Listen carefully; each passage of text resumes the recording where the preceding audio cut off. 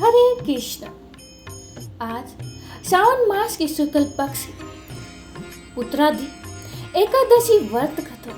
युधिष्ठिर बोले, हे मधुसूदन, श्रावण शुक्ल पक्ष की एकादशी का क्या नाम है? सो कृपा करके मुझसे कहिए। श्री कृष्ण बोले, हे राजन, प्राचीन समय में द्वापर युग के प्रारंभ में महिष्मती पुरी में महोजित नाम का एक राजा राज्य करता था। उनके पुत्र नहीं था, इससे उसको राज्य में सुख नहीं मिलता था। बिना पुत्र के इस लोक और परलोक में सुख नहीं है। पुत्र की प्राप्ति के लिए उपाय करते हुए उस राजा को बहुत समय बीत गया, परंतु पुत्र उत्पन्न नहीं हुआ। अपनी वृद्ध अवस्था को देखकर राजा को बहुत चिंता हुई।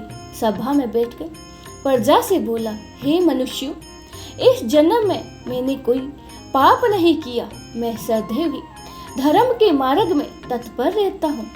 मेरे पुत्र क्यों नहीं हुआ, इसका विचार करो। ब्राह्मण और प्रजा इस बात को सुनकर आपस में विचार करने के संधन वन में गए।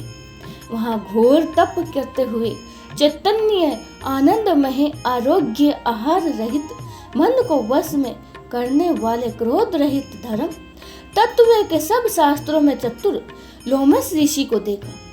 उनको देखकर सब प्रसन्न हुए और यथा योग्य नमस्कार किया।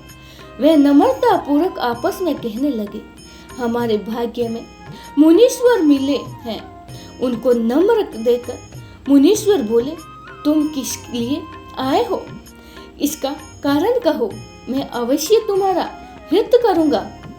हम सरीखे मनुष्य का जन्म परोपकार के लिए ही है, इसमें संदेह नहीं है।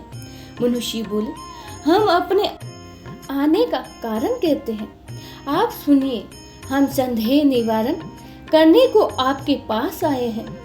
महिजीत नाम का राजा पुत्रहीन है। हे ब्राह्मण, हम उसकी प्रजा हैं और पुत्र की तरह ही उसने रक्षा की है। उसको बिना पुत्र के देखकर उसके दुख से हम दुखी हैं। सो दृढ़ विचार करके हम तप करने को यहाँ आए हैं। हे देवोत्तम, जिसके भाग्य से ही हमको आपका दर्शन हो गया है। बड़ों के दर्शन से ही मनुष्य का कार्य सिद्ध हो जाता है। हे मुने, ऐसे उपदेश दीजिए जिससे राजा के पुत्र हो। उस राजा के पहले जन्म का अर्थात ध्यान करके मुनीश्वर बोले, हे पहले जन्म में यह राजा निर्धन और क्रूरता के कर्म करने वाला वैश्य था।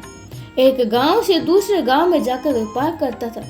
एक समय ज्येष्ठ मास के शुक्ल पक्ष देवादशी के दिन मध्याह्न के समय गांव की सीमा पर प्यास से व्याकुल हो गया और वहां सुंदर जलाशय को देखकर जल पीने का विचार किया।